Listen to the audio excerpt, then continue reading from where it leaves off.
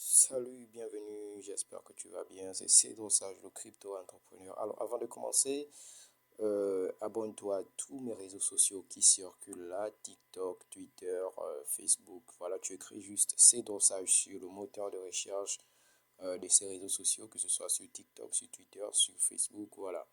Donc, aujourd'hui, je vais te passer une vidéo qui va te faire un compte rendu sur le déplacement d'une équipe pour aller voir la condition économique et financière et sociale de la Centrafrique et pourquoi la Centrafrique a décidé de prendre le Bitcoin comme monnaie légale. Allez, on y Christine va. Lagarde, directrice de la BCE, la Banque centrale européenne, et ancienne directrice du FMI, le Fonds monétaire international, a déclaré le 22 mai 2022 que Bitcoin ne vaut rien.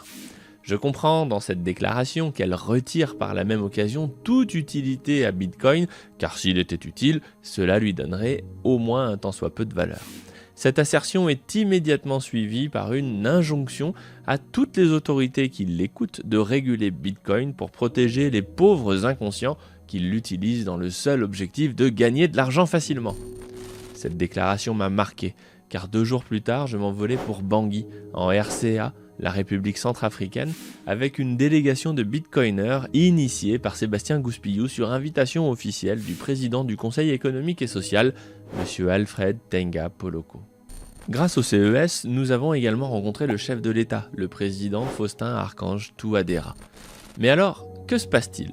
Si Bitcoin ne vaut rien et ne sert à rien, pourquoi la RCA en a fait sa monnaie de référence, donc au-dessus du franc CFA, puisqu'il n'y a par définition qu'une seule monnaie de référence ? C'est tout à fait le sujet de cette vidéo. Quelle est l'utilité de Bitcoin dans le deuxième pays le plus pauvre du monde ? Allez, c'est parti.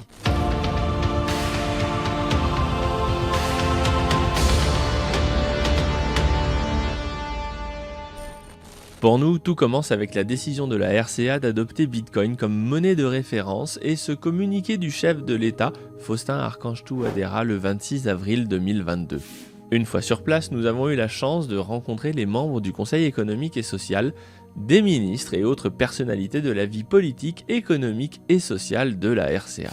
En toute transparence, nous avons intégralement payé ce voyage à nos frais et avec les membres de la délégation, il a été décidé que nous ne devions pas offrir de cadeaux pour que personne ne puisse être suspecté de quoi que ce soit dans un sens ou dans l'autre. Donc Lionel, je suis désolé, mais les exemplaires que tu m'avais donnés de la monnaie à pétales sont revenus dans ma valise. Nous avons payé pour nos chambres, nos repas et tout le reste.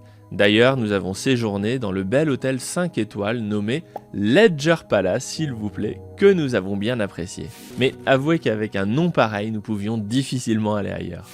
Blague à part, la situation sécuritaire de Bangui est compliquée et c'est au Ledger que nous étions le plus en sécurité selon nos sources. Alors, en quoi Bitcoin peut servir les intérêts de ce pays ? La RCA n'a évidemment aucun pouvoir sur le taux de change avec le Bitcoin. Certains avancent donc que le problème serait le même. Eh bien oui et non, c'est là que l'on peut très bien penser à une économie avec 2 monnaies. Une monnaie locale pour les achats au quotidien qui aurait un taux de change face aux autres monnaies et une monnaie étalon, le Bitcoin qui pourrait servir d'épargne de long terme. Le pays retrouverait donc des leviers monétaires sur son économie, mais la population disposerait également d'une véritable réserve de valeur. Selon le principe de Gresham, on pourrait avoir une monnaie dans les rues qui subit de l'inflation et dont les gens veulent se débarrasser rapidement, mais qui permettrait l'accès aux productions locales. Et de l'autre, le Bitcoin qui serait précieusement mis de côté. C'est un peu la même chose que la cohabitation de l'or avec les monnaies actuelles, mais en plus moderne et en plus efficace. Enfin, si la RCA retrouvait toute latitude pour gérer ses excédents commerciaux, peut-être qu'elle en ferait un bon ou mauvais usage, je ne sais pas, mais au moins, ce pays serait responsable de son destin. Cela me semble être un droit minimum auquel tout pays souverain a droit. Pourtant, au-delà des discussions avec les ministres, conseillers et grands acteurs de la vie politique, économique et sociale, je sais que Bangui est une capitale où il y a de la pauvreté. Et je voulais savoir comment Bitcoin pouvait aider les gens non pas dans 5 ans ou dans 10 ans, mais dès aujourd'hui. Nous sommes donc partis avec David Oren, un membre de la délégation qui connaît très bien le Cameroun, pour découvrir la ville. Quelques précisions sur cette sortie. Les personnes en charge du protocole nous avaient bien interdit de sortir seuls à Bangui, car c'est réellement dangereux. Par contre, on a pris la décision de le faire avec David pour 2 raisons. La première, c'est que Bitcoin doit servir au pays, mais surtout à la population. Or, pour savoir comment Bitcoin peut aider, il faut que l'on comprenne comment les gens vivent. Un copier-coller de ce qui a été fait ailleurs, au Salvador par exemple, serait condamné à l'échec et nous n'avons pas été déçus de ce que l'on a découvert. On va y revenir. La deuxième, c'est que nous savons que nous étions suivis par des personnes qui pouvaient nous protéger en cas de besoin. Pour des raisons de sécurité pour ces gens-là, je n'en dirai évidemment pas plus. Mais nous avions de très bons relais locaux. Nous avons donc pris un taxi et nous sommes partis avec Gaston qui travaille et vit à Bangui. Bien sûr, Gaston est un pseudo. Le taxi nous posait au début d'une rue, nous marchions un peu et il nous récupérait 200 mètres plus loin à chaque fois. Nous avions donc eu conscience d'enfreindre la règle, mais nous avions surtout conscience de faire ce pourquoi on était venu, s'intéresser aux gens. Alors, qu'avons-nous appris ? Un des problèmes pour la RCA du franc CFA, c'est la quantité de billets. Les économistes appellent cela la divisibilité de la monnaie. Il faut l'expliquer car c'est un problème qui n'existe pas chez nous. Vous voyez ce bout de papier à droite du billet ? C'est un avoir que l'on m'a donné lorsque j'ai payé pour commander à manger. La personne du restaurant n'a tout simplement pas suffisamment de petites coupures pour rendre la monnaie.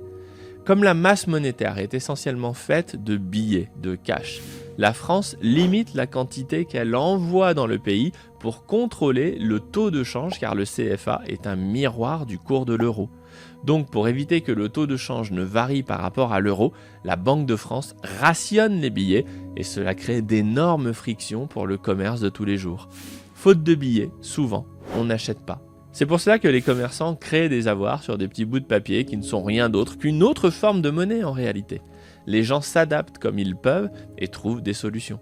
Typiquement, Bitcoin réglerait ce problème instantanément puisqu'un Bitcoin est divisible quasiment autant que l'on veut. Aujourd'hui, un Satoshi, soit la plus petite décimale de Bitcoin, vaut 0,03 centimes d'euros. Mais à ce stade, vous allez me dire, oui, mais pour utiliser Bitcoin, il faut un smartphone, et a priori, ils n'en ont pas. C'est une question que nous nous sommes bien évidemment posée. Eh bien, pour ce qui concerne Bangui, en tout cas, énormément de gens ont un smartphone. Ce n'est pas le dernier iPhone à 2000 $, bien évidemment, mais plutôt des smartphones chinois dans les 50 $. Rendez-vous compte que le salaire moyen à Bangui est d'environ 100 $ par mois. Le salaire minimum, si je puis dire, tourne plutôt autour de 50 $ pour vous donner une idée. Donc bien que les revenus soient bas et qu'environ 50% de la population de Bangui soit au chômage, d'après ce que l'on m'a dit dans les rues, on comprend que l'achat de smartphones est un gros effort financier, mais tout de même possible. Il faut également savoir que ces smartphones sont très importants pour les habitants de la capitale, car c'est avec lui qu'ils épargnent grâce à ce que l'on appelle la mobile money. La mobile money est une étrangeté que nous ignorons totalement en Occident, car elle est née des problèmes monétaires posés par le franc CFA notamment. Pour faire simple, les gens se sont rendus compte rapidement que les crédits téléphoniques que l'on peut acheter pour communiquer avaient des propriétés monétaires intéressantes. On peut les acheter, les stocker en dématérialisé car ils sont attachés à un numéro de téléphone et à un code, et enfin leur valeur est un peu moins incertaine que le franc CFA. Enfin, on peut retirer des francs CFA contre des crédits de téléphone en s'adressant aux fournisseurs d'accès. Donc en RCA, ils se sont mis à utiliser les crédits téléphoniques comme moyen d'épargner. La mobile money est née. Bon, le problème, c'est que ce sont des opérateurs téléphoniques privés comme Orange qui se retrouvent en situation de banquier. Mais ces opérateurs téléphoniques n'ont pas forcément plus de bienveillance que les banquiers tout court. Les problèmes sont donc nombreux. Fraude fiscale pour les opérateurs dans les pays, suppression de comptes plus ou moins arbitraires, et j'en passe. Pour autant, c'est un point de départ intéressant car la présence de cette mobile money dans toute l'Afrique centrale s'utilise un peu comme un très mauvais wallet Bitcoin. On a vu des stands pour acheter cette mobile money tous les 50 mètres en ville. Si les copains de la délégation, et je pense notamment à Nicolas Berthet de Galloy ou à Samson Mo, étaient capables de développer un wallet Bitcoin qui pourrait fonctionner sur le réseau téléphonique et non pas Internet, alors l'adoption de Bitcoin pourrait être fulgurante car les gens ont déjà l'habitude de manipuler de l'argent avec leur smartphone. Gaston, comme bien d'autres, utilise la mobile money pour épargner suffisamment pour payer l'école de ses enfants entre autres. Et là, la couverture téléphonique et l'équipement en smartphone dans le pays est bien plus important que le taux d'équipement en électricité ou en Internet. Selon les chiffres que l'on m'a donnés là-bas du gouvernement, Orange aurait à peu près 1 million de clients en RCA. Ça veut dire que ce serait plutôt 25 à 30% des gens qui seraient équipés d'un abonnement téléphonique. CQFD, il suffisait de se renseigner. À ce sujet, si vous vous demandez comment épargner avec Bitcoin, qui est une monnaie volatile, il faut savoir deux choses. La volatilité de Bitcoin existe et elle est grande, mais elle se fait à la hausse sur quelques années. C'est tout à fait différent des monnaies classiques qui n'ont pas de volatilité ou très peu, mais dont la valeur est toujours et strictement orientée à la baisse. Bitcoin est donc l'ami de l'épargne longue. Enfin, pour ceux qui ont besoin de stabilité, comme par exemple les commerçants qui achètent à un fournisseur dans l'attente de revendre à un client, ou les particuliers qui disposent de l'argent du mois pour faire leurs courses, les gens de chez Galoy travaillent sur un stablecoin sur Bitcoin. Et oui, durant ce voyage, il a été question avec Nicolas Berthet et Nour El Bawab, les représentants de Galoy Money, de développer un wallet Bitcoin pour la RCA qui permettrait d'avoir un stablecoin en Bitcoin basé sur le CFA, voire le dollar. La volatilité est donc un problème qui peut être résolu de différentes manières en fonction du problème auquel on veut répondre. Voilà le principe. Des programmes que l'on appelle des oracles surveillent le cours du Bitcoin par rapport à un certain nombre de monnaies fiat, ou de tout ce que vous voulez d'ailleurs. Avec ces informations, la société Galoy peut construire un portefeuille connecté au réseau Bitcoin qui vous offre des jetons, en quelque sorte des stablesats si on peut dire, dont la valeur est fixée sur le dollar, le franc CFA ou le prix de la pomme de terre, peu importe. Si vous voulez creuser et comprendre en détail comment ça fonctionne, je vous invite à aller voir cette vidéo avec Nicolas Berthet. Il explique parfaitement les rouages de la machine. Dans le cas de la RCA, il serait donc tout à fait possible d'avoir un stablecoin circulant sur le réseau Bitcoin, indexé à la valeur du franc CFA. Mais là où ça serait particulièrement intéressant, c'est que ce stablecoin reposerait indirectement sur l'euro et non pas le franc CFA. Pourquoi faire cette manipulation et chanter le CFA ? Premièrement, car c'est plus simple. Bitcoin est coté en euros et non en CFA. Et il y a besoin de cette cotation avec le Bitcoin pour faire fonctionner l'ensemble. Deuxièmement, en cas de dévaluation ou de chute du CFA, ce stablecoin, lui, conservera sa valeur puisqu'il sera indexé à l'euro. C'est donc une véritable protection supplémentaire par rapport au CFA sans subir les affres de la gestion du CFA. La grande différence avec Bitcoin est que personne ne serait capable de supprimer leur compte ou de spolier leur épargne à la population. Enfin, il faut quand même que l'on parle du problème du cash, car même si beaucoup de personnes utilisent le mobile money, entre la main du client et la main du commerçant, l'échange se fait avec des billets. Sur ces images, nous sommes sur le marché de Simonja, et la vente se fait sur une couverture à même le sol. Vous vous doutez donc bien qu'il n'y a pas de terminaux de paiement. La détention de cash représente donc un énorme risque pour les commerçants qui disposent de la trésorerie de la journée dans leur poche. Là aussi, Bitcoin règle le problème avec Lightning Network. Comme nous en avons fait la démonstration et l'initiation à des représentants des commerçants de Bangui, une transaction sur Bitcoin sur un wallet Lightning Network prend littéralement 2 secondes. Bitcoin est donc une véritable solution immédiate à des problèmes sérieux qui se posent sur le plan monétaire pour la population en RCA au quotidien. Et je ne vous dis pas tout. Comme il y a une importante diaspora dans ce pays, Bitcoin permet également d'envoyer de l'argent depuis l'étranger sans frais aux populations sur place, alors que des sociétés comme Western Union prennent environ 15% à 20% de frais sur ces transactions. Ce qui m'a marqué là-bas, et je pense que c'est le sens de l'échange que nous avons eu avec le chef de l'État qui a duré environ 45 minutes, c'est que les bitcoiners sont libres d'initier des projets et de proposer des actions concrètes, car le président a choisi Bitcoin comme monnaie de référence pour incarner un élan de liberté sur le pays. Et il sait de quoi il parle, car le président Touadéra est un professeur de mathématiques quantiques et de cryptographie. Il comprend donc parfaitement le sujet. Rendez-vous compte qu'il donne encore des cours à l'université de Bangui sur ses heures de repos.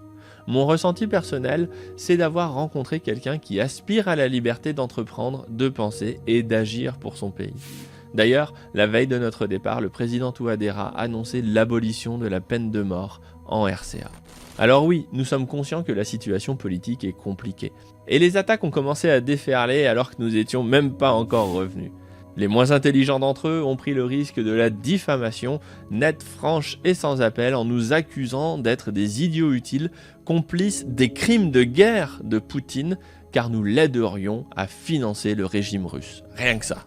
C'est amusant car cette personne explique que les 4 start-upers dont je fais partie sont allés en RCA alors qu'elle ferait bien de rester en France.